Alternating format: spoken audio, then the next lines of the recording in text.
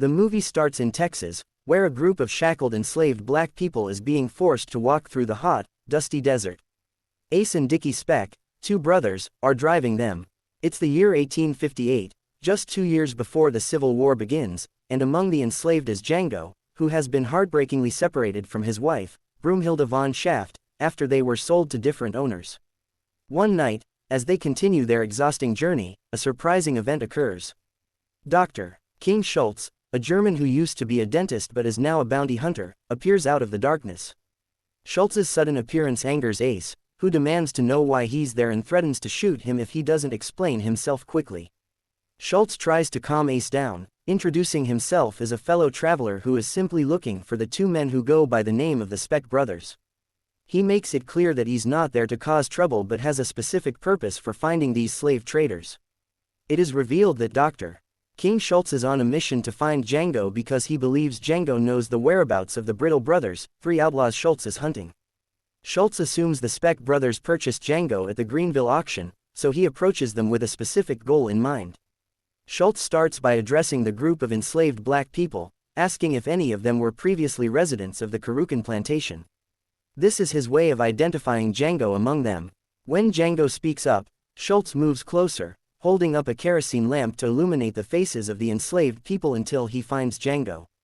Once Schultz identifies Django, he asks him directly if he knows anything about the Brittle brothers. Django responds by naming them, Big John, Ellis, and Roger, who is sometimes called Little Raj. He explains that they were overseers at the Carucan plantation where he was once enslaved. Schultz interrupts Django, informing him that the Brittle brothers are no longer overseers. He then asks Django if he would be able to recognize them if he saw them again. Before Django can answer, Ace angrily cuts in, warning Schultz to stop talking to Django. Schultz tries to calm Ace down, explaining that he is just a simple buyer wanting to make a transaction. However, Ace refuses to sell Django and eventually points his gun at Schultz when Schultz doesn't obey his command. Schultz, keeping his composure, mocks Ace by asking if he is just being dramatic or if he seriously intends to shoot. When Ace continues to threaten him, Schultz has no choice but to act. He swiftly shoots Ace in the head and then shoots Dickie's horse, causing it to fall and pin Dickie to the ground under its weight. With Ace dead and Dickie immobilized, Schultz walks over to Dickie, sarcastically apologizing for shooting his horse. Schultz tells Dickie not to do anything rash and suggests he calm down before acting impulsively. Despite Dickie's frustration and pain, Schultz maintains his calm demeanor and asks Dickie to keep his yelling to a minimum so he can finish talking to Django. Schultz then returns to Django and continues their conversation. He confirms that Django can indeed recognize the Brittle brothers. With this information, Schultz insists on paying a fair price for Django. He then tells Dickie that he will leave the other enslaved people to deal with him, implying they will likely kill him themselves. Schultz and Django prepare to leave, with Django taking Ace's coat and horse as they set off together. The next day, Django and Schultz arrive in Daughtry, Texas. They unintentionally draw attention because Django is the first black man that townspeople have seen riding a horse. This startles everyone as they watch in amazement. The innkeeper, startled by Django's presence, quickly flees, leaving Schultz and Django to take over the bar restaurant. Schultz then reveals his plan to Django. He tells him that he wants to start a new profession as a bounty hunter, a job that involves tracking down and killing criminals to claim the bounty on their heads. Although Schultz despises slavery, he sees an opportunity to use the system to his advantage. He then reveals that he needs Django's help to identify and locate the Brittle brothers, who are notorious criminals. Schultz feels guilty about the exploitation involved, so he strikes a deal with Django. He proposes that if Django helps him find and kill the Brittle brothers, he will be granted his freedom and receive $75 as payment. Django agrees to the deal and they set off on their journey. As they travel together, Schultz learns more about Django's personal life. Django reveals that he is married and is determined to find and free his wife, Broomhilda. He explains that Broomhilda was raised by a German family, the von Schafts, and learned to speak some German while serving as a house slave. With this new understanding, Schultz and Django continue their journey to Tennessee. They make plans to infiltrate the plantation where the Brittle brothers are hiding. According to the plan, Django will pose as Schultz's valet to gain access and put their plan into action. Schultz gives Django the freedom to choose any costume he likes. Once Django is dressed to his liking, they head to the plantation owned by Spencer, Big Daddy, Bennett. Their goal is to purchase one of his slaves, which Big Daddy agrees to, providing Schultz an opportunity to learn more about the plantation.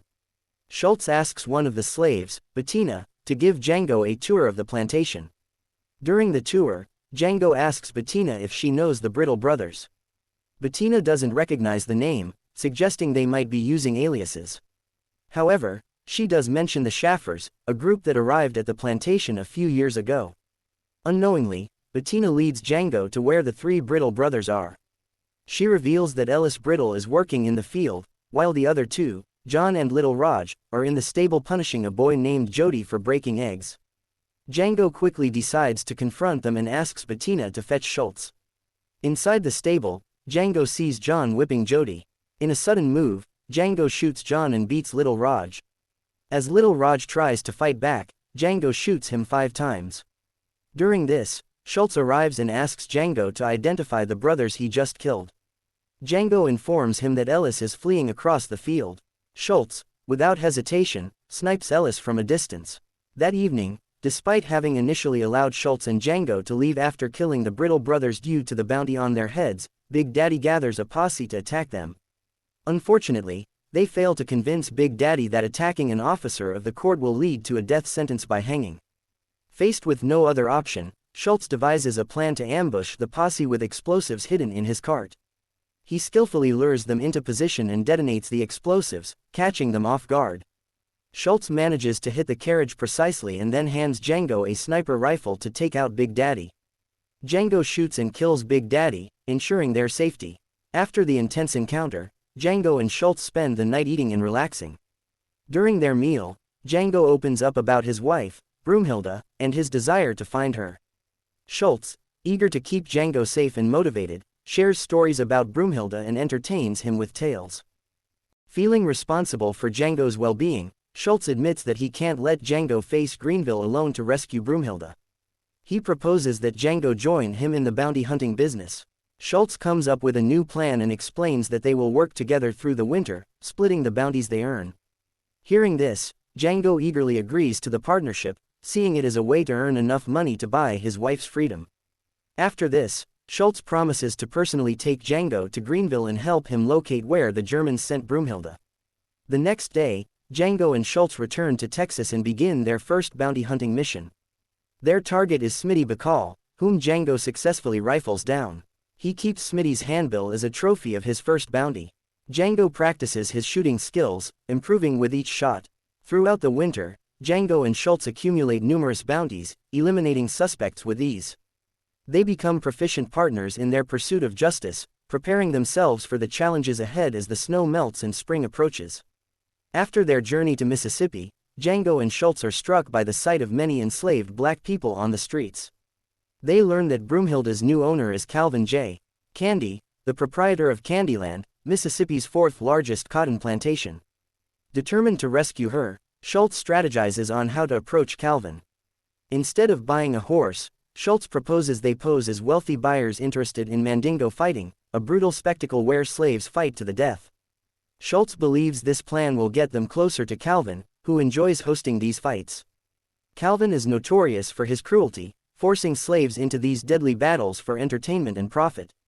They attend one of Calvin's gentlemen's club gatherings where Mandingo fights are held. Django, deeply disturbed by the violence, refuses to watch. Meanwhile, Schultz negotiates with Calvin to purchase one of his Mandingo fighters for $12,000, using it as a pretext to inquire about buying Broomhilda. However, Calvin refuses to sell her, but their interaction catches Calvin's attention, leading to an invitation to visit Candyland. The next day, Schultz cautions Django not to act impulsively if they want to rescue Broomhilda. On their way to Candyland, they encounter Calvin's ruthless slave trackers who have captured D'Artagnan, an escaped Mandingo fighter. D'Artagnan pleads for mercy, explaining he can no longer fight, but Calvin cruelly dismisses him. Schultz attempts to intervene by offering to reimburse Calvin for D'Artagnan's lost fight, but Django stops him, fearing they will blow their cover. After that, Calvin stops and walks up to Django, asking if he's willing to handle D'Artagnan and ordering the tracker dogs to kill him. Schultz is upset but has no choice but to watch as D'Artagnan is mauled to death by the dogs. They continue their journey to Candyland as if nothing happened in the woods earlier. Steven is shocked to see Django riding a horse alongside Schultz. Calvin clarifies that Django is a free man and instructs Steven to treat them well. Later, Schultz asks Calvin to clear Broomhilda's name because he wants to meet her. Django overhears how Broomhilda is mistreated, and he almost reaches for his gun in anger before realizing he needs to stay calm to save his wife. To his dismay, Django sees Broomhilda crying as she cleans out a litter box. The sight of her suffering fills him with sadness and determination to rescue her from the brutal conditions at Candyland. Later that night, Laura Lee escorts Broomhilda to Schultz's room for a private conversation. Schultz reminds Broomhilda that they will speak only in German, thinking Calvin's slaves won't understand them. He plans to reveal their scheme to rescue her and solidifies his commitment to buy her freedom as his companion during the dinner negotiations. Confused by Schultz's mysterious friend, Broomhilda asks Django to reveal himself. Later that evening at dinner, Schultz tries to convince Calvin to agree to their deal. Suddenly, Steven, Calvin's loyal headhouse slave, realizes Broomhilda knows Django. He catches on to Laura Lee's subtle comments and alerts Calvin that Schultz isn't interested in buying a fighter but Broomhilda instead. This revelation prompts Calvin to dismiss everyone from the dining area except Django, Schultz, and his lawyer. After revealing their plan to buy Broomhilda, Calvin orders Steven to bring her out while holding her roughly by the neck. Calvin changes the deal at gunpoint, demanding $12,000 instead of accepting Schultz's original offer. Reluctantly, Schultz agrees, but when Calvin threatens to beat Broomhilda with a hammer, Schultz refuses to accept the brutal terms. With no other choice, Schultz hands over the money immediately. They finalize the deal and wait for Calvin to provide Broomhilda's freedom papers. However, Schultz reaches his limit with Calvin's arrogance when Calvin insists on shaking hands, threatening to continue harming Broomhilda otherwise. Schultz shoots Calvin dead in response. Instantly, Butch Pooch retaliates, killing Schultz with his rifle. Django, devastated, goes on a shooting spree, taking down Pooch, Calvin's lawyer, and several henchmen. He engages in a fierce gunfight but surrenders when Steven and Calvin's henchmen, Billy Crash, capture Broomhilda. The next day, Django, still chained vertically, endures torture from Billy, who threatens to castrate him. Steven interrupts, saying Laura Lee wants to speak with Django. Fortunately, Laura Lee decides not to let Billy castrate Django and instead opts to hand him over to the LeQuint Dickey Mining Company. She takes charge of the plantation after Calvin's death and decides Django will suffer by being sold to the mining company. Shortly after, Django is on his way to meet his new owner at the mining company. He tries to negotiate with his escort, showing his first bounty hunter handbill as proof of his skills. Desperate to escape, Django lies to his escorts, claiming that the men on his bounty hunter handbill are at Candyland. He promises to share the reward money with them if they believe him. Fortunately, his escorts fall for the ruse, and Django is freed with the help of other enslaved men. Once released, Django seizes rifles and dynamite from his guards and turns on them, killing them. He makes his way back to Candyland with dynamite in hand. Django swiftly eliminates the trackers stationed around the plantation, then heads to the barn to retrieve Broomhilda's freedom papers from Schultz's body. The movie concludes with Django bidding farewell to Schultz by touching his head, promising to avenge Schultz and D'Artagnan, who was killed by Calvin's slave dogs. Afterward, Django heads straight to the shelter where Broomhilda is held captive. Taking advantage of the moment when Calvin's mourners return from his burial, Django makes his move to rescue Broomhilda. Later that night, Django exacts his revenge by killing Laura, Crash, and the remaining henchmen who had just returned from the mansion. Following the killings, Django instructs the two remaining enslaved women to say their farewells to Laura Lee. However, Steven intervenes, trying to prevent Django from leaving. Determined to complete his revenge, Django shoots Steven in the knees and then ignites the dynamite he had planted all around the mansion, ignoring Steven's pleas from the inside. As Django and Broomhilda watch the mansion explode from a safe distance, they ride off together on a horse. Django's actions earn him the reputation as the fastest gun in the South, among the people who witness the spectacle. Remember to subscribe and turn on notifications, so you can watch more movies like this. Thanks for watching.